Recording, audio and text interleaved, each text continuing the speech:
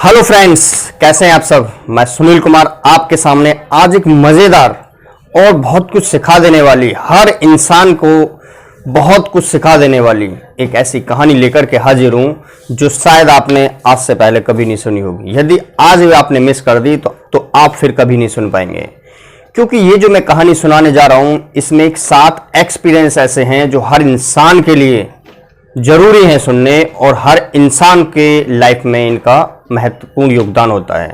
तो ये कहानी बुजुर्गों के एक्सपीरियंस जो थे उन पर आधारित है।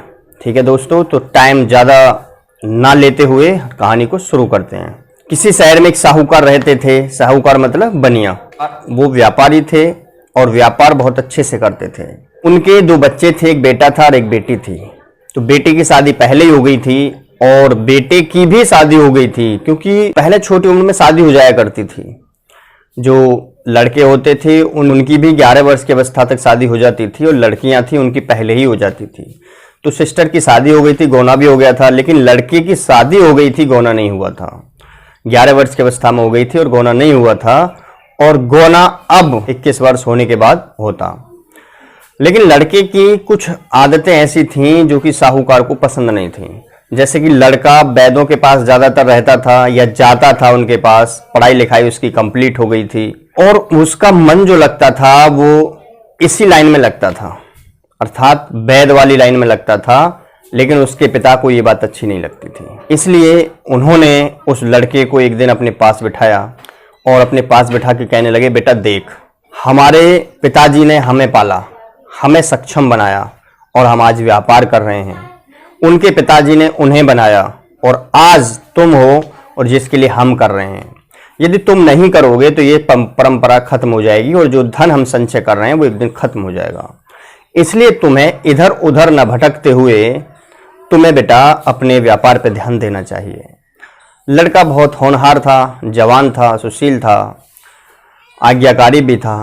कहने लगा, पिताजी जैसी आपकी इच्छा, आप जैसा चाहते हैं मैं वैसा ही करूँगा। क्या ठीक है बेटा, तो ये लो 200 रुपये।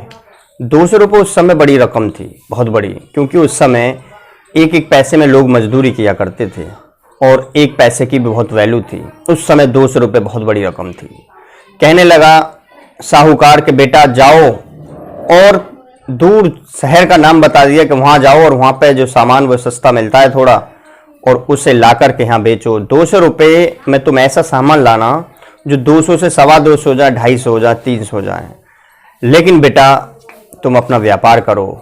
और क्योंकि मैं तुम्हें अब क्या समझाऊं, तुम क्या लाओगे, क्योंकि तुम खुद सक्षम हो कि तुम्हें क्या लाना चाहिए, तुम पढ़े लिखे हो। कहने लगा, पिताजी जैसी आपकी इच्छा। 200 रुपये लेके और अपने खाने खर्चे के रुपए डाल करके कुछ, और वहां से वो शहर के लिए रवाना हो गया। पैदल के रास्ते थे ज़्यादातर, और बड़े लोगों के पास बैलगाड़ियाँ हुआ करती थी पर्सनल। वो पैदल चला और पैदल चलने के बाद वो चलते चलते किसी शहर में पहुंचा। वहाँ सराय में रुका, खान पीन किया, रात को आराम किया, फिर अगले दिन उस शहर के लिए चल दिए जो पिताजी ने बताया था। वहाँ पहुंचा, सराय में गया और वहाँ पर खाना पीना उसने खाया, और उसके बाद वो बाजार में चला गया। बाजार में वो वस्तुओं को देखने लगा, इधर उधर मोल भाव करने लगा। तो क्या देखता, एक व्यक्ति आवाज लगा रहा था, आस की बहन निराश की माता, पिता कमाई का, जोरू जान की पैसा पास का, यार परदेश का, सरप को मारे लाची को बचावे, तो सीना पट्टी का दराज पावे। भाई लिखने वाले ने क्या खूब लिख दिया। कीमत फिर भी कुछ नहीं, आप तक पहुंचाने का मात्र 200 रुपये। ये अनुभव है जिंदगी के जो हर इंसान की जिंदगी में आते हैं, लेकिन जो इन्हें पूरा करेगा वो माला माल होगा। वो लड़का सोचने लगा, भाई बड़े प्रेशर से बात कह रहा है, ऐसी क्या बात है इस कागज में। उसने उससे कहा कि भाई दिखाना जरा कागज। के दिखाने का नहीं है बाबू, वैसे आपके बस की नहीं है खरीदना, ये तो कोई राजा या राजकुमारी खरीद सकता है। 200 रुपये है, बहुत बड़ी रकम होती है आम इंसान के लिए, इसलिए आपके बस की नहीं है। मैं तो किसी राजा या राजकुमार का इंतजार कर रहा हूँ, कोई शहर में घूमता हुआ कोई सैनिक आ जाए और उन तक बात पहुँचा दे। लड़का कहने लगा, भाई दिखा तो सकते हो क्या? कि नहीं दिखाऊंगा नहीं, जो बता दिया वही सब कुछ है इसमें। अगर तुम्हें चाहिए तो 200 रुपये दो, वरना निकल लो।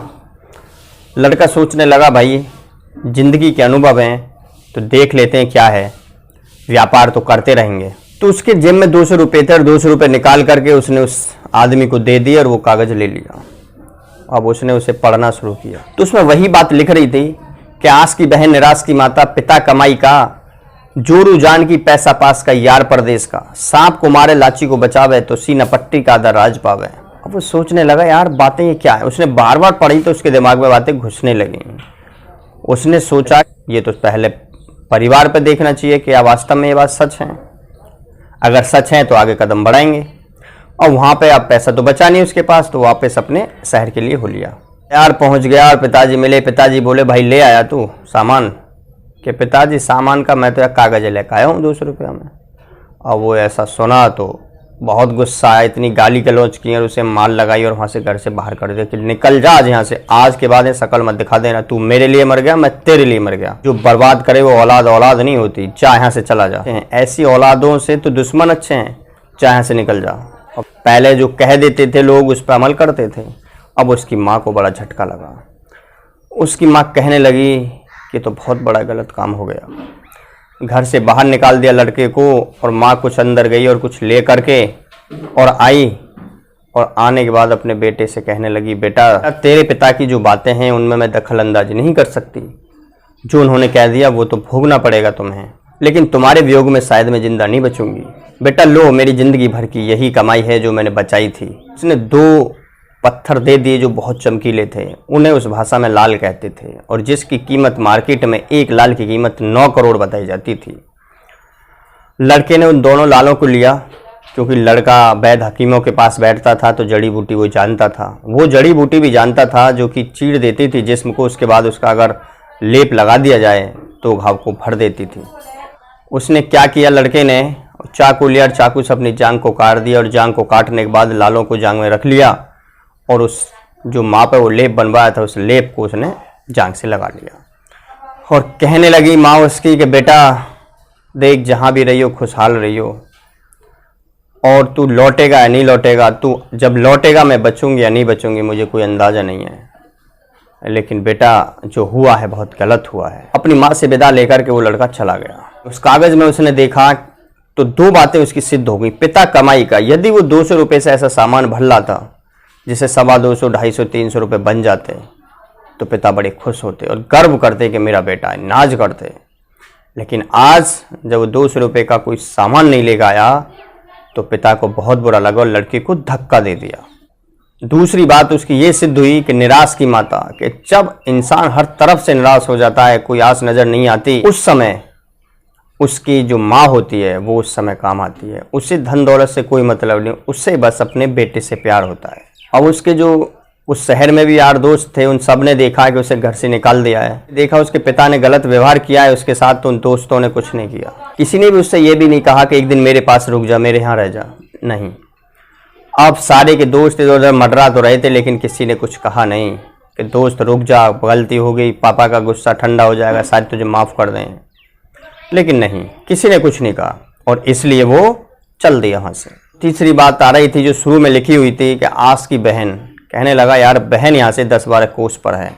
उस समय दूरियां कोसों में नापी जाती थीं, तो 1 कोस में 3 किलोमीटर बताते थे। लड़के ने वहाँ पर उसकी बहन रहती थी उसकी तरफ रुख कर लिया और चलता गया। रात हुई, रास्ते में पेड़ों से कुछ मिल जाता खा लेता, पत्तियाँ खा लेता, जानकार था, थोड़ी बहुत वैदगिरी जानता था। उसके बाद वो वहाँ से चलता गया। जिस गांव में उसकी बहन रहती थी उसी गांव पे वो पहुँच गया अगले दिन। और पहुंचने के बाद गांव के बाहर एक कुआं था बड़ा और जिस पे गिर्रियाँ लगी हुई थी, बाल्टी टंगी हुई थी। वहाँ पे जाकर के वो पार के साइड में बैठ गया, क्योंकि साइडों में पेड़ भी थे छाया के लिए। वो हाल बुरा हो रहा था, कपड़े बेकार हो रहे थे, धूल मिट्टी में हो रहे थे। शहर में गया था व्यापार के लिए, वहाँ से हारा थका आया, पिता ने कुछ नहीं पूछा और उसे भगा दिया घर से। और अब उसकी और ज़्यादा कंडीशन ख़राब थी और वो वहाँ पर बैठ गया और एक जो महिला आई उससे कहने लगा बहन मुझे पानी पिला दे। उस औरत ने पानी खींचा और पानी खींच करके उसके पास भर के ले गई और उसे पानी पिलाया, उसके मुंह हाथ धुलाए। उससे कहने लगी कि भैया तुम कहाँ जाने वाले हो, कहाँ के रहने वाले हो। उसने कहा कि बहना आपके गांव में इस नाम की एक औरत है, वो मेरी बहन है और ये मेरे जीजा का नाम है, तो मेरी बहन से कह देना कि उसका भाई आया है और भूख प्यास लगी हुई है, काफ़ी थका हुआ है, भूखा प्यासा है, और उससे कह देना कि मेरी इच्छा उससे बहुत मिलने की हो रही है। कहने लगी ठीक है भैया कह दूंगी।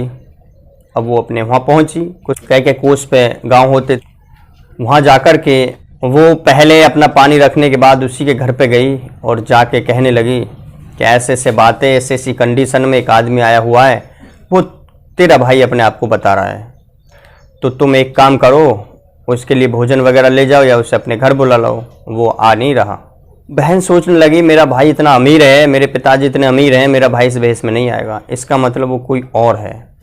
तो बहन ने कुछ रोटियां ली और उस पर 2-4 प्याज के डंठल रख दिए और साथ में चूल्हे से निकाल के कोला रख दिया और कहने लगी कि ये लो, उसे दे देना।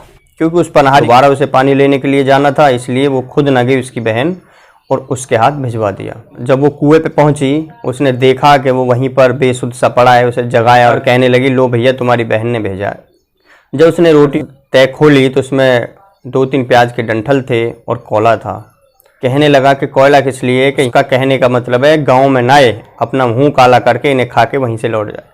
अब इतनी बात सुनी तो उसके तन बदन में जैसा आग लग गई कि मेरी बहन आज ऐसा कर रही है। वहाँ से उठा और उठने के बाद साइड में थोड़ी दूरी पर एक पीपल था और पीपल के पास गया। कहने लगा हे पीपल देवता, यदि तुझ में शक्ति है और तुझे लोग मानते हैं तो मैं आज तुम्हारे हवाले कुछ सामान सुपुर्द करूँगा। हे धरती माँ, आपको मैं कुछ सामान सुपुर्द करूँगा और आप दोनों की ये जिम्मेदारी है कि मैं जैसा आज सामान छोड़ के जा रहा हूँ, कभी मुझे वक्त मिला और मैं लौट के आया तो मुझे सामान ऐसा ही मिलना चाहिए। उसने गड्ढा खोदा और वहाँ पे कोई घास पूछ उखाड़ी इधर उधर से जो कि गले ना, और उसमें उन रोटियों को लपेटा अच्छे से और लपेटने के बाद उसमें रख दिया और उसे बंद करके वहाँ से चला गया। उसके बाद उसने देखा कि कुछ दूरी पर उसकी ससुराल है, क्योंकि 11 वर्ष की अवस्था में उसकी शादी हो गई थी। और जब पिता बताते थे कि तेरे ससुर का मकान इस तरह है, रोड पे पड़ता है, अट्टा बना हुआ है। अट्टा पहले बहुत कम लोगों के होते थे, क्योंकि अमीर ज़्यादा के होते थे। और कभी कभी जब रास्ते से उससे निकलते थे, गुजरते थे, तो बता देते थे कि ये तेरी ससुराल है। तो उसे अच्छे से पता था। उधर साइड में वो जो लड़की थी उसे भी ये बात पता थी, क्योंकि 11 साल और 20 साल में आदमी बदल तो बहुत जाता है, लेकिन फिर भी इतना नहीं बदलता कि लोग पहचान ना पाएँ। वहाँ से वो निकला और वहाँ से उसने अपनी ससुराल की तरफ रुख कर लिया, क्योंकि उसमें एक चीज़ और लिखी हुई थी, जोड़ू जान की। वहाँ पर जब वो पहुँचा तो वो क्या देखता है, थोड़ी दूरी से ही, क्या उसकी जो पत्नी थी एक कोतवाल था और उससे ठिठोलियाँ कर रही थी, मतलब अश्लीलता कर रही थी। और उसे देख करके उसे बहुत बुरा लगा और वो थोड़ा नज़दीक आया। तो जब वो इधर उधर देख रही थी लड़की, तो उसकी निगाह उस पर पड़ गई। तो कोतवाल से कहने लगी कि देखो ये मेरा पति है शायद, और ये मेरा पति ही है और इसने मुझे आपके साथ देख लिया है।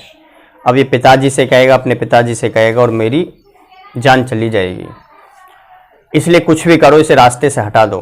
कहने लगा ठीक है, ये तो मेरे बाएं हाथ का खेल है। क्यों कोतवाल था इसलिए उसने ऐसा बोल दिया। और वो नीचे गया। नीचे जाने के बाद पास में ही एक देखा उसने, नीचे दूसरे के घर पे एक बकरा बंध रहा था, उसने उसमें तलवार लगाई। तलवार लगाने के बाद खून निकाला, अपने हाथों पे लिया और वो जो बाहर जो देख रहा था वहाँ जाकर के उसके कपड़ों से पूंछ दिया और 2-3 उसके गाल पे मारे खींच के, और कहने लगा अच्छा तू खून करके आया है, मर्डर करके आया है, जानता नहीं है तू, चल तुझे राजा साहब के यहाँ ले चलना है।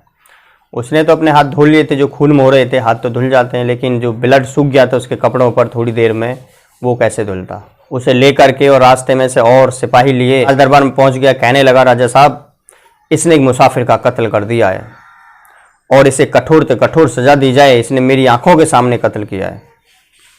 राजा मूर्ख होते थे ज़्यादातर उस समय, क्योंकि वो ना तहकीकात कराते थे, ना विचार करते थे, ना बुद्धि लगाते थे। तो बस जैसा किसी ने कह दिया वैसा ही ऑर्डर दे देते थे। तो 3 तरह की उस समय सज़ा थी। पहली सज़ा थी फांसी, दूसरी सज़ा थी सूली पे चढ़ा देना और तीसरी सज़ा थी जल्लादों के हवाले कर देना। तो कोई बगावत करता था तो उसे सबके सामने सूली पे चढ़ा दिया जाता था। इसी तरह कोई और भी बगावत करता था तो उसे फांसी भी दी जाती थी। लेकिन जब इस तरह अज्ञात कोई होता था तो उसे जल्लादों के हवाले कर दिया जाता था। और इसलिए राजा ने तुरंत कह दिया इसे जल्लादों के हवाले कर दिया जाए और इसे सजाए मौत दे दी जाए। अब ये सुनकर के लड़के को बड़ा आश्चर्य हुआ कि इस राजा ने तो ना कुछ पूछा, मुझसे कुछ पूछा नहीं, कुछ भी नहीं किया और डायरेक्ट मुझे सजा दे दी। और जो अपनी पत्नी का चेहरा था उसके दिमाग में घूमने लगा। उसने कागज़ में देखा कि जोरू जान की, सही बात है, आज मेरी जान पे बनाई है तो ये मेरी पत्नी की वजह से है। अब वो सोचने लगा कि बचा कैसे जाए, बचना असंभव है। तो उसके हाथ बांध दिए थे पहले ही और उसके बाद दोनों जल्लादों के हवाले कर दिया। नंगी तलवार थी जल्लादों पर, उसे लेकर के जंगल की तरफ चल दिए। रास्ते में वो बचने को उपाय सोचता जा रहा था जब वो वहाँ पहुँच गए जहाँ उसे मारना था, तो जल्लाद कहने लगे, क्योंकि पहले से आखिरी इच्छा पूछी जाती है, जल्लाद कहने लगे कि तुम्हारी कोई आखिरी इच्छा हो तो बता दो। मेरी कोई आखिरी इच्छा नहीं है, लेकिन वो पूछने लगा कि तुम्हें कितने पैसे मिलते हैं यहाँ। बता दिया कि 5 पैसे मिलते हैं। कहने लगे यदि मैं तुम्हें एक ऐसी चीज़ दे दूँ दोनों को कि जो तुम्हारी 7 पुश्तें भी आराम से बैठ के खाएं, करने की भी ज़रूरत ना पड़े, तो क्या तुम मेरी जान बख्श दोगे? वो हंसने लगे एक दूसरे की तरफ, कहने लगे बेवकूफ़ कहीं का, तन पे कपड़े नहीं है और ये हमें देगा चीज़, हमें बेवकूफ़ बना रहा है। कहने लगा नहीं, तेरे पास क्या हो सकता, कुछ नहीं है, कि तुम मुझे वादा करो, यदि तुम ऐसा करो, मेरी जान बख्श दो, तो मैं तुम्हें ऐसी चीज़ दूंगा जो कि तुम्हारी 7 पुश्तें भी आराम से बैठ के खाएंगी। एक दूसरे से उन्होंने थोड़ा एकांत में जाके बात की अलग, और कहने लगे बताओ क्या करा जाए, कि क्या करा जाए, राजा के पास कमा कर भी हमें कुछ नहीं मिल सकता इतना, 7 पुश्तें हमारी बैठ के खाएं, तो पहले देख तो लें क्या दे रहा है। क्या ठीक है, कहने लगे वो कि ठीक है तुम क्या दोगे, दो हमें। कहने लगा मेरे हाथ खोलो। हाथ खोले, हाथ खोलने के बाद कहने लगे तलवार दो। अब जल्लाद डरने लगा, ऐसा न हो तलवार लेकर के, क्योंकि जवान लड़का था, कहीं हम पे ही फैल पड़े। वो कहने लगे तलवार किस लिए, कि दो तो सही। अब उसने तलवार ली और तलवार की नोक लगाई अपनी जांग में और जांग को चीर दिया और पानी मंगाया। उन जल्लाद पानी वगैरह भी ले जाते थे कि यदि उसने इच्छा की या ज़रूरत पड़ी पानी की तो वो दे सके उस समय। उसने पानी लिया और उनको धोया, मांस में से उसे निकाला था इसलिए उन्हें धोया, और धोने के बाद देखा तो लाल चमक पड़े सब। लाल की रोशनी को देख करके जो जल्लाद थे वो चकाचौंध हो गए। लड़का कहने लगा एक लाल की कीमत, जौहरी के पास जाओगे तुम तो 9 करोड़ रुपए है, और तुम 100 रुपये भी शायद अपनी ज़िंदगी में नहीं कमा पाओगे। कहने लगा 9 करोड़? 9 करोड़ तो सच में हमारी 7 क्या न जाने कितनी पुश्तें बैठ के खाएंगी। वो कहने लगा कि भाई ये तो बात ठीक है, लेकिन तुझे भी कुछ काम करना पड़ेगा। लड़का कहने लगा बताओ क्या काम है, कि तुझे ये कपड़े जो तूने पहन रखे हमें देने होंगे, और दूसरी बात ये कि शहर की तरफ तुम रुख नहीं करोगे, वरना हमारी ज़िंदगी चली जाएगी। कहने लगा ठीक है कोई बात नहीं, मुझे तुम्हारी दोनों शर्त मंजूर हैं। और उन्हें दे करके लाल वैसे ही कच्छा और बनियान में वहाँ से चल दिया, क्योंकि वो कागज़ उसने अपने कपड़ों से निकाल लिया था और उसमें देख रहा था। अब उसकी कई बातें सिद्ध हो गई। उसकी एक बात ये भी सिद्ध हो गई कि जोरू जान की, और एक बात ये भी सिद्ध हो गई कि पैसा पास का। अब वो सोचता जा रहा था कि जोरू यदि अपने पास है और उसकी हर तरह से इच्छा पूर्ति की जा रही है तो वो अपनी है, यदि उसकी इच्छा पूर्ति नहीं होती है तो वो जान भी ले सकती है। और पैसा पास का, चाहे मेरे पिता कितने भी अमीर हों, चाहे कितने भी ज़्यादा अमीर हों, मेरे पिता के पास कितना भी पैसा क्यों ना हो, लेकिन किस काम का, वो यहाँ तो काम आता नहीं। आज मेरे पास ये माँ के दिए हुए लाल था मेरे पास धन, तो आज मेरे काम आ गया, इसलिए पैसा पास का हमेशा काम आता है। अब उसने उस कागज़ में देखा कि यार परदेश का। वो कहने लगा भाई मेरी 5 बातें सिद्ध हो गई, जो बातें इसमें लिख रही हैं वास्तव में वो सच बातें हैं। आस की बहन निराश की माता, पिता कमाई का, जोरू जान की पैसा पास का, ये बातें सिद्ध हो गई। अब छठी बात यार परदेश का। बहुत यार थे मेरे शहर में जिन्होंने मुझे रोका तक नहीं, ये भी नहीं कहा कि एक दिन हमारे यहाँ रुक जा। अब परदेश के यार को देखते हैं। और उसने देखा, क्योंकि पहचानता था, वो साहूकार बच्चा था, पढ़ा लिखा था, सारे रास्तों पर आता जाता रहता था, साथ कभी पिता के साथ कभी दोस्तों के साथ। अपने दोस्त के यहाँ भी 1-2 बार आया था। तो उसने देखा कि भाई मैं जिस जगह हूँ यहाँ से 4-5 कोस पर मेरे दोस्त का घर है।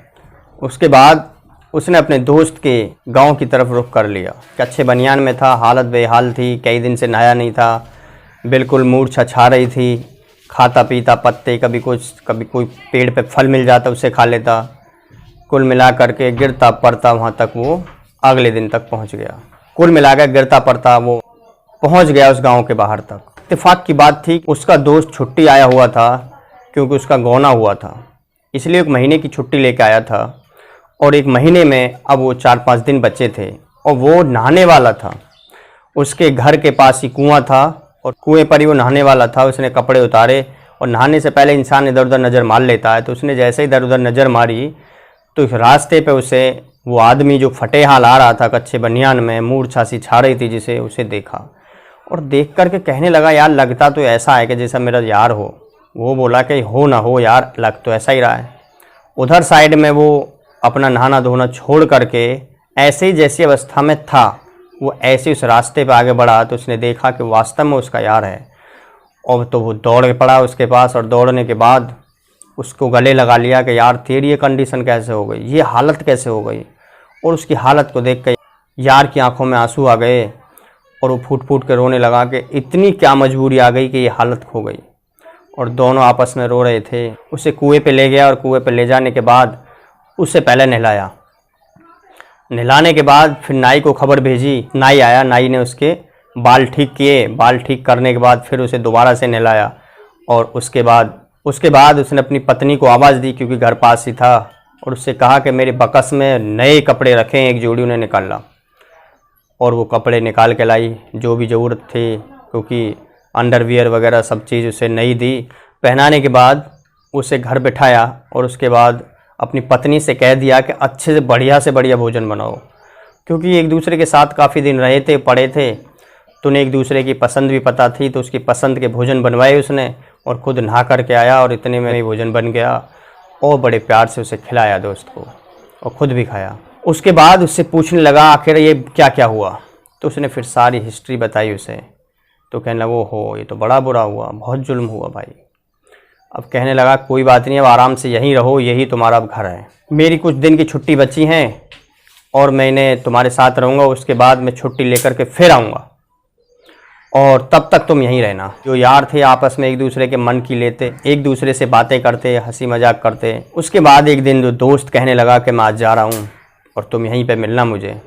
अपनी पत्नी से उसने कहा कि मेरा दोस्त कुछ भी मांगे, पैसा देला कुछ भी, सब कुछ बता दिया। उससे कहा कि मेरे माता पिता नहीं हैं और हम दो ही हैं और तू ही घर की मालकिन है। ये समझ लेना कि तीसरा इंसान ये है, और ये समझ लेना कि ये मेरा भाई से बढ़कर है, मेरे पिता से बढ़कर है। इसकी सेवा में कोई भी कमी ना आ जाए। अगर कमी आ गई तो समझ लेना कि तेरे लिए नुकसानदेह होगी। और वो ये कह करके वहाँ से चल दिया। वो तो चला गया अपनी नौकरी के लिए, उसकी पत्नी रह गई और वो रह गया। अब वो पर्चे को, जो उसके पास पर्चा था, उसे बार बार पढ़ने लगा और उसकी 6 बातें सिद्ध हो गईं, अर्थात यार परदेश का काम आता, ये भी सिद्ध हो गया। उसके बाद वो जो लास्ट सवाल था उसे बार बार पढ़ता कि सांप को मारे लाची को बचावे तो सीना पट्टी का जा राज पावे। सांप को मारे लाची को बचावे, तो बार बार इस वाक्य को पढ़ता। सांप को मारे, इसका मतलब सांप को मारना है और लाची को बचाना है। इसका मतलब कोई लाची है जिसे बचाना है सांप को मारने के बाद। इसका मतलब सांप से कुछ ना कुछ इसका कनेक्शन है। उसने 4-5 दिन चिंतन मनन किया और उसने एक योजना बनाई। राजा का ही राज होता है, इसलिए राजा ही राज दे सकता है, बाकी कोई नहीं दे सकता। इसलिए सोचने लगा कि राजा की ज़रूर लड़की है जिसका नाम लांची है। और उसने अपनी योजना तैयार की और उसने ये भी तैयार कर लिया मुझे जाना कैसे। तो अपनी भाभी से कहने लगा, भाभी मुझे 50 रुपये दे दो, क्योंकि 50 रुपये बहुत बड़ी रकम थी, और मैं आकर के लौटा दूंगा। कहने लगी नहीं, पैसे की कोई बात नहीं है, पर आप जा नहीं सकते। आपके दोस्त मना कर गए और कह रहे थे यदि तूने भेज दिया, मुझसे पीछे चला गया, तो मैं तुझे घर से निकाल दूंगा। और मुझे घर से निकाल देंगे, वो क्या करेंगे, क्योंकि मेरे उधर माँ बाप भी नहीं, मैं जाऊँगी कहाँ। इसलिए मैं आपको जाने नहीं दे सकती। क्या आप चाहते हैं कि मेरा घर से निकास हो जाए, देश लिकासा हो जाए? नहीं भाभी, ऐसी कोई बात नहीं, मैं कुछ नहीं चाहता ऐसा, लेकिन आप समझा देना और मुझे बहुत ज़रूरी है जाना और मैं लौट के ज़रूर आऊँगा। जब बहुत जिद करने लगा तो वो कहने लगी कि तुम मानोगे नहीं, मेरा देश लिकासा कराओगे ही। कि नहीं ऐसा कुछ नहीं, आप उन्हें समझा देना। उसे 50 रुपये दे दिए। पूछा कि मुझे ये बता दो सीना पट्टी यहाँ से कितनी दूर है। कहने लगी जहाँ हम रह रहे हैं ये गाँव भी सीना पट्टी की सीमा में आता है और सीना पट्टी यहाँ से 10-12 कोस पर है। और के रास्ते में कोई बाजार पड़ेगा? कहाँ रास्ते में बाजार पड़ेगा। वो लेकर के वो चला गया। अब उसने योजना बना रखी थी पहले ही, और एक मार्केट पहले पड़ी, उसमें अपने लिए पहले तो वैद हकीमों वाला बाना खरीदा, पहनावा खरीदा। उसके बाद एक बक्सा खरीदा और बक्से में कुछ शीशियाँ खरीदी। एक थैला खरीदा जो वैदों पर पहला होता था। क्या होता था कि वैद हकीम जो थे शीशियों में अर्क रखते थे जड़ी बूटियों का। उसने क्योंकि जड़ी बूटी को कुछ जानता था, वो थैला लिया, कसिया ली और कुछ और सामान ले लिया, जैसे चीनी ले ली, शहद ले लिया। शहद और चीनी वगैरह ले करके वो चल दिया जंगल की तरफ, और जंगल में उसने कुछ जड़ी बूटियाँ उखाड़ी और उखाड़ने के बाद उन्हें थैले में रखा। उसके बाद कुछ जड़ी बूटियों का अर्क निकाले उसने और उसने अपनी शीशियों में भरा। किसी में पानी भर लिया, किसी में कलर भर भर के पानी भर लिया। कुछ कलर खरीद लाया था, कई शीशों में कलर भर लिया। और उसके बाद वो जब हो गया सब कंप्लीट, और एक बैंत लिया, क्योंकि वैद हकीमों के पास बैंत भी होता था, और लेकर के वो चल दिया सीना पट्टी की तरफ। और पूछता पाछता जा रहा था कि सीना पट्टी कहाँ है, कि राजा साहब का महल कहाँ है। बता दिया। तो महल से कुछ गली पहले ही तो उसने आवाज़ लगानी शुरू कर दी, वैद हकीम, इलाज करा लो, वैद हकीम, कैसा भी इलाज कराओ, कैसा भी इलाज कराओ, मानी हुई जड़ी बूटी बिल्कुल सही कर दें, एक बार में ही सही कर दें, कोई इलाज करा लो, वैद हकीम। अब जो राजा ने कुछ सिपाही छोड़ रखे थे अपने शहर में कि कोई ऐसा नया वैद मिले तो उसे पकड़ के लाओ, सैनिकों ने सुना तो उन्होंने देखा भाई ये वैद हकीम नया लगता है और जवान है, तो इसका मतलब इसे देख लें क्या ये कर पाएगा इलाज। लगता तो है नहीं, ये लगता शकल से भी नहीं है वैद हकीम जैसा। दूसरे ने कहा कोई जरूर नहीं शकल से लगे, हो सकता हो ही, तो उसमें क्या है, पूछ लेने में क्या हर्ज है। उसके पास गए, कहने लगा हाँ भाई वैद हकीम क्या तुम इलाज करोगे? कहाँ जी, इलाज करने का काम है तो इलाज ही करूँगा और क्या करूँगा। कि हमारे राजा साहब की लड़की वो बेहोश रहती है कुछ वर्ष से, क्या आप इलाज करोगे उसका? वो होश में नहीं आती, बेहोश रहती है हमेशा, यदि होश में भी आती तो मूर्छा में रहती है, पहचान नहीं पाती किसी को। 3-4 साल से ऐसा है, लड़की जवान है। वो बोला अरे ऐसी चीज़ों का तो इलाज मैं यूँ ही कर दूँ, बहुत इलाज करे मैंने ऐसे। अच्छा चलो दो, उसे ले के पकड़ के और राजा साहब से अनुमति मांगी कि एक वैद हकीम है और वो इलाज करने के लिए तैयार है। राजा बोला ठीक है, उसे दरबार में पेश करो। दरबार में पेश किया उससे पूछी हाँ भाई इलाज करोगे? कि हाँ साहब इलाज करने का ही काम है तो इलाज तो मैं करूँगा। कि हमारी बेटी है इस तरह से, वो मूर्छित रहती है 2-3 वर्ष से और ज़्यादातर बेहोश रहती है, मूर्छा में रहती है, थोड़ा बहुत खाती पीती है और ज़िंदा रहने लायक ही खा पाती है और वैसे ही उसे मुँह के द्वारा खिलाते हैं। वो बोला जी मैं पहले देखूँगा। कि हाँ जी बिल्कुल दिखाएंगे, लेकिन हमारी कुछ शर्तें हैं इलाज करने से पहले। बताइए जी। कि यदि तुम मर गए, मारे जाते हैं सब, यहाँ ना जाने कितने वैद हकीम आए और सब मारे गए, यदि तुम मर गए तो हम तुम्हारे घर पर भी इत्तला नहीं करेंगे, यहीं दाह संस्कार कर देंगे तुम्हारा। बोला जी कोई बात नहीं, ये तो अच्छी बात है कि घर वालों को भी कष्ट ना होगा। और बताओ? कि बस यही है। और बताओ तुम क्या दाम लोगे अपने इलाज करने का? क्या जी मुझे क्या, जो आप देंगे, राजा हैं आप। कहने लगा कि हमने जैसी घोषणा कर रखी है हम वो देंगे, और ये लो कागज़ हमने मोहर लगा दी है इस पे, तुम्हारे कागज़ पे कि तुम्हारी मृत्यु के हम जिम्मेदार नहीं होंगे, इस पर भी तुम अपने साइन कर दो। उसने साइन कर दिए जी। उसके बाद उसने लड़की को देखा, लड़की को देखने के बाद अपनी बकसिया खोली और जो शहद था उसे थोड़ा सा उसमें से चटा दिया और देखा तो जब शहद आ गया होठ चलाने लगी। उसने तो अंदाज़ा किया था कि ये जिंदा या मरी है, तो समझ गया कि जिंदा है, अभी मरी नहीं है। कहने लगा ठीक है जी, कुछ हमें सामान चाहिए, क्या वो मिलेगा? राजा बोला बताइए क्या सामान चाहिए। उसने सारी कंडीशन देख ली, सारे कमरे का निरीक्षण करने के बाद जहाँ वो थी, कहने लगा यहीं मुझे सोना होगा। उसने 6 फुट का एक लक्कड़ जिसमें 60-70 किलो वजन हो उसकी मांग की, एक तलवार, एक ढाल की मांग की, कुछ कहानी की किताबों की मांग की और पतली सी रस्सी, लगभग 6-7 फुट की रस्सी उसकी मांग की। और उसने देखा जहाँ मुझे बैठना, जहाँ से मैं दिखूँ ना, और वहाँ पे ऊपर एक खुंटी गड़वाने की मांग की। ये सारी चीज़ें उसने राजा को बताई और राजा साहब ने हुक्म दिया और थोड़ी देर में सारी चीज़ें हाजिर हो गईं। उस लक्कड़ को उसने खाट पे रखवाया और खाट पे रखवाने के बाद सबसे कह दिया भाई अब तुम लोग जाओ। सब चले गए और जैसी रात हुई उसने क्या करा, उस कपड़े को उड़ा दिया, उस पीड़ को उड़ाने के बाद अपना जहाँ उसने देखा था, मैं यहाँ से दिखाई नहीं दूँ, दरवाजे की ओट में उसने जहाँ खुंटी गड़वाई थी वहाँ पर वो किताबों को लेकर बैठ गया और बिल्कुल आवाज़ ना हो, सुमसाम बैठ गया। और वहाँ से ऐसा था कि वो तो सब कुछ देख पाए लेकिन उसे कोई ना देख पाए। उसके बाद उसने लगभग 9-10 बजे तक तो चहलकदमी की इधर उधर। उसके बाद लगा कि भैया बैठ जाना चाहिए, पता कुछ नहीं है क्या हो, क्योंकि वो बार बार उस कागज़ को पढ़ रहा था कि सांप को मारे लाची को बचावे, का सांप आएगा। अब उसने अपना स्थान ग्रहण किया और रस्सी को अपने बालों में बांध लिया, ऊपर खुंटी में बांध दिया, उधर चुटिया बनाई अपने बालों की और उसमें रस्सी को बांध दिया अच्छे से, क्योंकि जैसे ही नींद का झटोक आए तो वो बाल खिंच जाएं और उसकी आँख खुल जाए। अब वो आराम से किताबें पढ़ने लगा। बाकी क्यों मारे जाते थे? क्योंकि वो आगते ही सो जाते थे, एक इलाज करना है, इलाज करेंगे, लेकिन वो सो जाते थे, उन्हें असली जड़ की पता नहीं थी। अब उधर साइड में वो आराम से अपने किताबों को पढ़ रहा था, क्योंकि किताबें एक सच्ची मित्र होती हैं। किताब से बढ़कर दुनिया के अंदर शायद कोई मित्र नहीं है जो कि हर समय काम आए और जिन्हें हम कहीं पर भी ले जा सकते हैं। आराम से वो पढ़ रहा था। वो क्या देखता है, लगभग 12:30 बजे एक आवाज़ हुई और उस लड़की के मुंह से एक छोटे रूप में एक सांप निकला, क्योंकि निगाह उसकी किताबों पर उस लड़की पर ही थी। कभी किताबों पर पढ़ता था वहाँ होती थी, जब हटता था लड़की पर होती थी।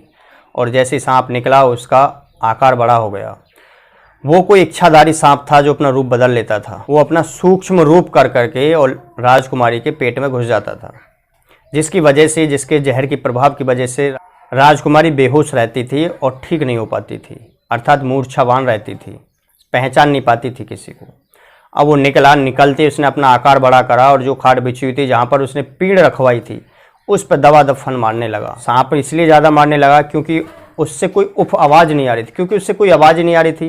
पहले वो किसी को फन मारता काटता था तो आवाज़ आती थी, कपड़ा उघड़ जाता था, लेकिन अब की बार तो उघड़ ही नहीं रहा, इसलिए और वो जोर जोर से मारने लगा।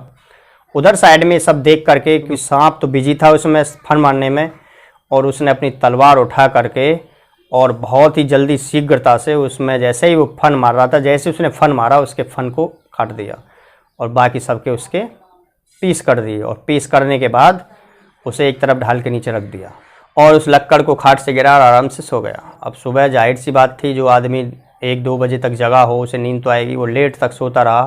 तो जो पहरेदार थे वहाँ पे खड़े होते थे कमरे के बाहर, उन्होंने देखा कि भाई ये उठा नहीं, ये मर गया, तो उन्होंने फंदा डाला पैर में उसे खींचने के लिए, लेकिन जैसे फंदा डाल के वो खींच रहे तो उसकी आँख खुल गई और तलवार साइड में रखी थी, उसने तलवार उठा ली। कहने लगा कहाँ लेके जा रहे हो? बोला है तुम जिंदा हो, और का तुझे दिख ना रहा, मेरा भूत बोल रहा है। इतना सुनते हुए पहरेदार वहाँ से गए कि राजा साहब आज वैद हकीम जो आया था वो तो जिंदा है। कि अच्छा, और राजा भी आया। राजा ने देखा कि वास्तव में वो जिंदा है। कहने लगा हाँ भाई कोई परेशानी वैद? कि ना जी कोई परेशानी ना। कोई दिक्कत? कि ना जी कोई दिक्कत ना, तुम्हारे पहरेदार है वो खींच के ले जा रहे, बाप मैंने इनको तलवार उठा ली। नहीं नहीं और कोई परेशानी तो नहीं? कि ना जी। उधर आवाज़ सुन करके उनकी वो लड़की भी जाग गई।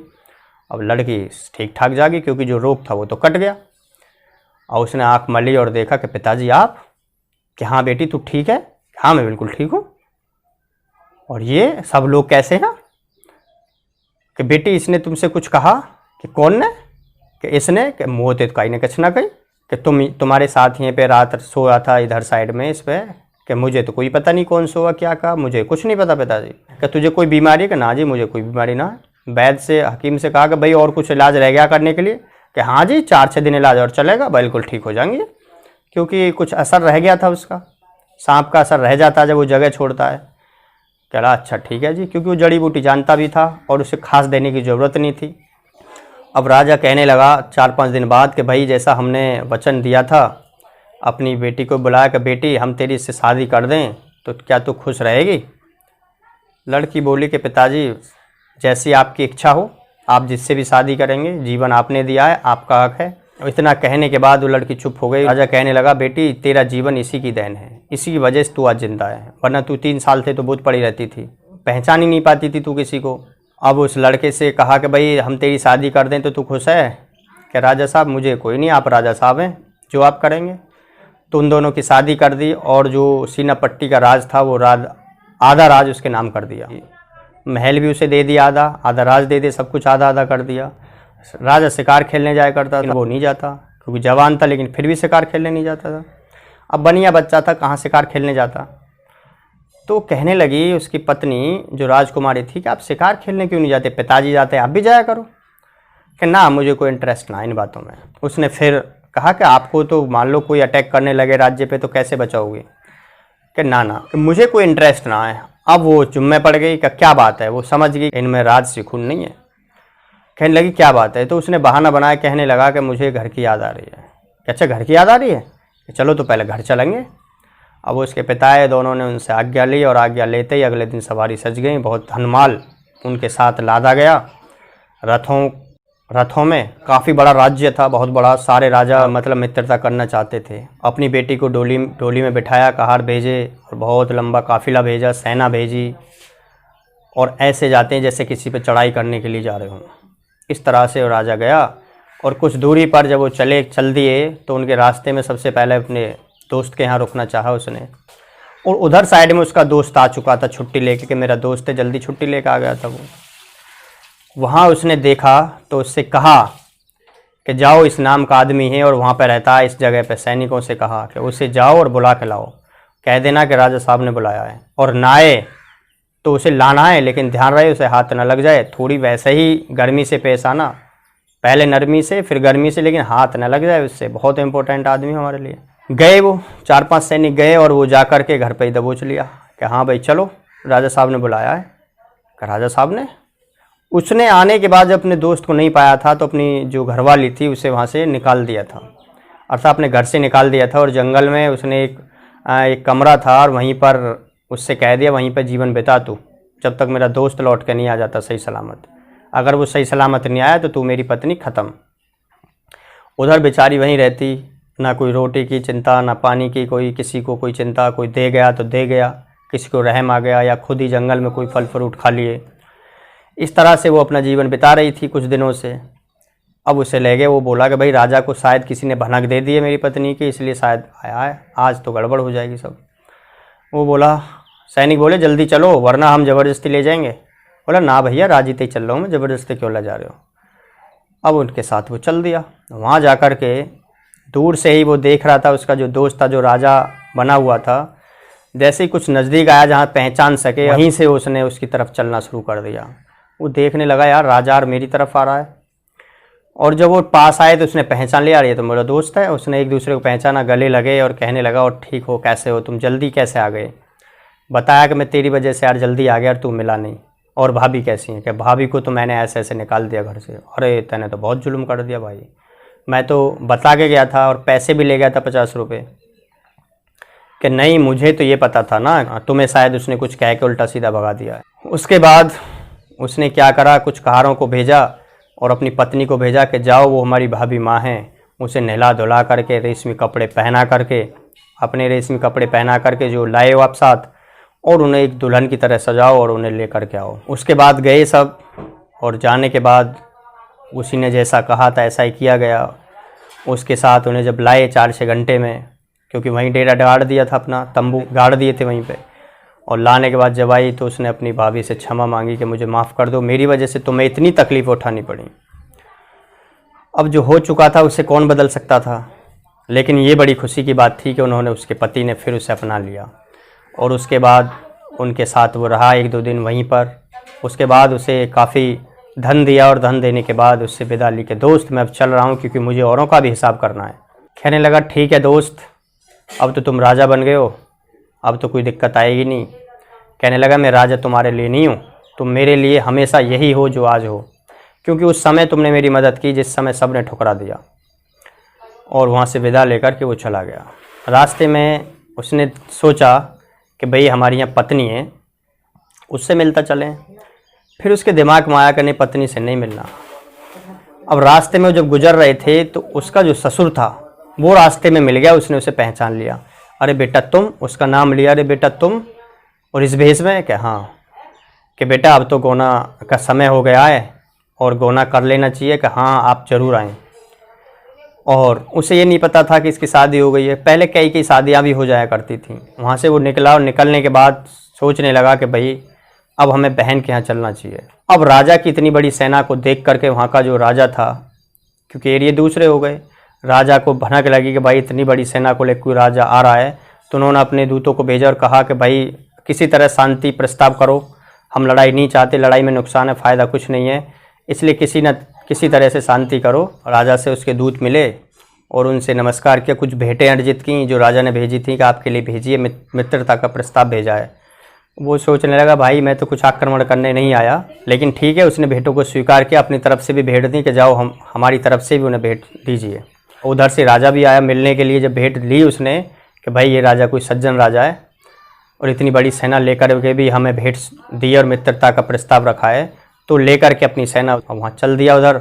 और पूरा जो गांव था और पास के जो गांव थे वो भी मिलने के लिए आए, और उसकी बहन का जो गांव था वहाँ से भी लोग आए, यहाँ तक कि उसकी बहन भी आई। और ये देखा उसकी बहन ने, करी ये तो मेरा भाई है, और वो भीड़ से निकल करके आगे पहुँची, अरे ये तो मेरा भैया है, कि भैया कैसे हो तुम, और उससे राजी खुशी पूछने लगी। कहने लगा अब तो मैं ठीक हूँ, कि ना मैं तो आर तो करूँगी अपने भैया को, मैं तो मानूँ ना कतई भी। और थार वार सजाए भाई, उसने थार वार सजवाए और थार वार सजवा आर तो वार तो करने लगी।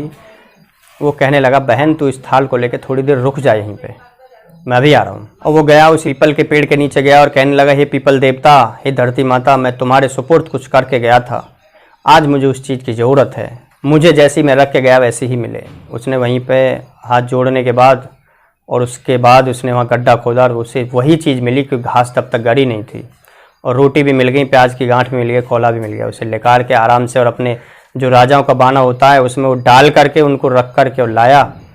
उसकी बहन सोचने लगी कि शायद कुछ लेने गया, मुझे अच्छी भेंट देगा, और उसने ले करके उसके थाल में उनको रख दिया। और उसे वो पहचान गई और कहने लगा, बहन जब मुझ पे विपदा थी, जब मुझे तेरी ज़रूरत थी और मैं बेहाल था, हर तरह से निराश था, तो कुछ आस लेके मैं तेरे पास आया था और तूने ये चीज़ मुझे भेंट की थी, याद होगी बहन तुझे, आज मैं तुझे वापस ये कर रहा हूँ। अब ये सुन करके तो वो बहुत रोने लगी, कहने लगी, भैया मुझे नहीं पता था तुम हो, कि कोई भी हो, गांव का कोई भी हो, यदि तुझे बहन बता रहा है तो तेरा फ़र्ज़ बनता है उससे मिले, देखे कौन है, क्या मुसीबत है, लेकिन तूने वहीं से डिसीजन ले लिया, ये भी नहीं देखा कौन है। अरे वो अगर कोई गाँव का आ रहा है तो और ज़्यादा इम्पोर्टेंट है, और ज़्यादा वो तेरे लिए महत्वपूर्ण है, क्योंकि वो 50 जगह बुराई करेगा, तो उसके लिए तो तुझे ज़्यादा करना था, लेकिन तूने ऐसा कुछ नहीं किया। अब सब ने जब ये बात सुन रहे थे तो सबको बड़ा गुस्सा आया, उस राजा को बहुत गुस्सा आया जिसके राज्य में वो गांव था। वो कहने लगा, तुमने ऐसी हरकत की थी? वो कहने लगा, नहीं राजा साहब, ये मेरी बहन भाई की बात है, आप बीच में ना बोलें। अब आपस में बातचीत हो रही थी, अब बहन बहुत निराश थी, कहने लगा, तू चिंता मत कर, मैं भाई हूँ, मैं भाई ही हूँ, मुझे पता है कि हर बहन की उम्मीद होती है, उसे आस होती है कि उसका भाई कुछ ना कुछ ज़रूर देगा। और उसने उसे भी काफ़ी धन दिया, और धन देने के बाद अपनी बहन से विदा लेकर के चल दिया, और ये बात कह दी कि आज के बाद ये याद रखना, ऐसा किसी के साथ मत करना। वहाँ से वो उसे ले करके और चल दिया और अपने घर की तरफ चला। जब गांव वालों ने देखा कि भाई कोई राजा आ रहा है और ऐसा लगता है कि भाई यहाँ राजा साहब किस लिए आ रहे हैं, और देखा इधर उधर कुछ सब भीड़ इकट्ठी हो गई, अपने कोई छतों पे, कोई कहीं, पूरा हुज्जुम जुड़ गया इधर उधर। वो जा कर के अपने घर की राह ली और घर पे जा कर के उसने रोक दिया। अब तो उसका पिता डर गया कि भाई राजा यहाँ कैसा आ गया, कहाँ बात है, तो बड़ी परेशानी आ गई। लेकिन जब उस लड़के को देखा, रहा यूँ तो हमारा ही छोरा है, और उसने अपने पिताजी के पैर छुए कि माँ कहाँ है। माँ देखा तो एक तरफ पड़ी थी, वो अंधी हो चुकी थी रो रो के, उसके वियोग में वो इतनी रोई थी कि वो अंधी हो गई थी, क्योंकि अकेला बेटा था। अब उसने अपनी माँ के चरण छुए तो उसने पहचान लिया कि मेरा बेटा है। वो कहने लगे, माँ मैं आ गया हूँ। कि तू आ गया बेटा, देख मैं देख नहीं सकती, तू आ गया है। वो कहने लगा, माँ जो तूने मुझे धन दिया था वही मेरा मुसीबत में काम आया, और आज मैं उसी की वजह से ज़िंदा हूँ। कि बेटा मुझे धन की कोई नहीं है, बस तू आ गया, ये बहुत कुछ है मेरे लिए। अब जो सेना थी उसमें, क्योंकि राजाओं के साथ सभी लोग चलते थे, वैद हकीम भी चलते थे, तो अच्छे अच्छे वैद हकीम भी थे। उसने अपनी माँ की आंखों को दिखवाया। वैद कहने लगे, आंखों रोने के कारण ये आंख खराब हो गई हैं, लेकिन सही हो जाएंगी, ऐसी जड़ी बूटी हैं। तो कुछ इलाज हुआ, एक आध हफ्ते में वो आंखें सही हो गई। उधर साइड में जिससे शादी तय हो गई थी वो भी आ गया गोने के चक्कर में कि भाई गोना कर दें। और वहाँ आया तो वो कहने लगा कि जी गोना तो हम कर लेंगे। अपने पिता से कहा, पिताजी गोना करने के लिए मैं तैयार हूँ, लेकिन ये पहले इनकी बेटी को यहाँ बुलवा लिया जाए। कि बेटी को क्यों, वो बेटी तो तभी आई जब हम लेने जाएंगे। कि नहीं पिताजी आप बुलवा लीजिए, मेरी बात मान लो, आपने कभी मेरी बात नहीं मानी, आज तो मान लो। कहने लगा ठीक है भाई। वो कहने लगे कि भाई गोना हो जाएगा, अपनी बेटी को ही बुला लो, तो हो सकता है यहीं वरमाला हो जाए। अभी तक ये पता नहीं था कि इसकी शादी हो गई है। अब उधर साइड में जिस राज्य में उसे फांसी का हुक्म दिया गया था, उस राज्य को उसने अपने सैनिक भेज और कहा कि मैं ऐसे ऐसे हूँ, और पता देना कि सीनापट्टी का राजा है और उन्होंने हमें भेजा है, और वो 2 जल्लाद हमें चाहिए। वही 2 जल्लाद, उनके नाम उसने बताया इस तरह से हैं, जिन जल्लादों ने जंगल में एक आदमी को मारा था ले जा करके, अभी जल्दी में उस तारीख में उस जल्लादों को भेज दो। सीनापट्टी के राजा उन्हें बुला रहे हैं, भेज दें, वरना वो राजी फिर गैर राजी ले जाएंगे। और जा करके उन्होंने कह दिया। उधर साइड में वो अपनी बेटी को बुला लिया, और उसने कुछ सैनिक भेज करके उस कोतवाल को भी बुला लिया, जो वहाँ का कोतवाल था उस राजा का। जल्लादों को भी बुलाने भेज दिया, वहीं फिर उस कोतवाल को बुलाने भेज दिया। वो सब के सब इकट्ठे कर लिए, और बहुत बड़े बीच में एरिया में वो सब तंबू लगा दिए गए। वो भी आ गया, कोतवाल भी, 2 जल्लाद भी आ गए। अपने ससुर से कहा कि इस लड़की से पूछो मैंने इसे यहाँ क्यों बुलाया है, उस कोतवाल से पूछो इसे यहाँ क्यों बुलाया है। अब वो दोनों आमने सामने हुए तो वो पोल खुल गई थी। अब एक दूसरे की तरफ वो कुछ भी ना बोले। वो कहने लगा, मैं बताऊंगा, आपकी बेटी, इससे इसका प्रेम मोहब्बत चल रहा था और इसने मुझे देख लिया था, और मैंने इसे देख लिया था, इस वजह से इसने मुझे मरवा दिया। और ये कोतवाल ने मुझे राजा के सामने जाकर के एक अपराधी सिद्ध कर दिया, और राजा ने मुझे जल्लादों के हाथों मुझे मरने के लिए भेज दिया। अब वो जल्लाद भी थे, उन जल्लादों से पूछवाया, हाँ भाई बताओ क्या बात है। हाँ जी यही बात है। और मेरी माँ का अगर मेरे पास धन नहीं होता तो ये जल्लाद उस दिन मुझे मार देते। जल्लादों से कहा कि क्या तुमने वो धन बेच दिया? कि नहीं साहब, हम उसे बेचेंगे नहीं, कि मैं तुम्हें उतना ही जितने की वो कीमत के हैं मैं उतना ही दूंगा, क्योंकि मेरी माँ की निशानी, उसे मुझे दे दो और उतना धन मैं तुम्हें दे दूंगा। और उधर साइड में उन दोनों का जो कोतवाल था उसे और जो लड़की थी उसे, लड़की से तो कह दिया कि जाओ तुम अपने पिता के साथ चले जाओ। उसके पिता को सबके सामने इतना शर्मिंदा होना पड़ा, इतनी जलीलता उसे झेलनी पड़ी कि रास्ते में उसने अपनी लड़की को मार के डाल दिया। वो अपने घर नहीं पहुंचा, उसे लेकर के उसे रास्ते में मार गया। उधर साइड में उसने कोतवाल को वहाँ फांसी लगवा दी और जल्लादों ने वो लाल लौटा दिए और उससे क्षमा मांगने लगे कि हमसे भूल हो गई। कहने लगा नहीं, क्षमा की ज़रूरत नहीं है, क्योंकि तुमने अगर मुझे उस दिन नहीं छोड़ते तो ना मैं आज राजा होता, कुछ भी नहीं होता। और वो लाल लिए उसने उन्हें उनकी कीमत दे दी। उसके बाद जल्लाद भी खुशी खुशी चले गए। वो अपने पिता के यहीं रहा और पिताजी से भी कहने लगा कि अब मैंने इतना राज है मेरे पास, आप वहीं पे रहें, क्योंकि अब पैसे कमी नहीं, आपको करने की ज़रूरत नहीं है। पिता बोले कि हम अपना बिजनेस नहीं छोड़ सकते, हम जो करते हैं वही करेंगे, तुम राजपाट करो। तो दोस्तों ये कहानी यहीं ख़त्म होती है। उम्मीद है यदि आपने अब तक देखी है तो सारी कहानी आपकी समझ में आई होगी। और जो मैंने 7 बातें बताई हैं, जो 6 बातें वो हर इंसान के जीवन में घटित होती हैं और हर इंसान उससे अछूता नहीं है। 1% की तो मैं कहूँ नहीं कि वो ना होता हो, लेकिन 99% ये बात सटीक है। और यदि आपको हमारी वीडियो पसंद आई है तो इसे लाइक ज़रूर करें और अपने फ्रेंड सर्किल में और रिलेटिव्स में ज़रूर शेयर करें, ताकि उन्हें भी ये बातें पता चल सके। और दोस्तों यदि आपने अभी तक हमारा चैनल सब्सक्राइब नहीं किया है तो चैनल को भी सब्सक्राइब कर लें, ताकि हम इसी तरह के गूढ़ रहस्यों वाली कहानी आपको सुना सकें। और ये जो कहानी है ये हमारे जो दादाजी थे, हमारे बाबा थे, उनकी ये कहानी है। उन्होंने हमारे पिताजी को सुनाई थी और पिताजी ने हमें सुनाई है और हम आपको सुना रहे हैं। ठीक है दोस्तों, धन्यवाद।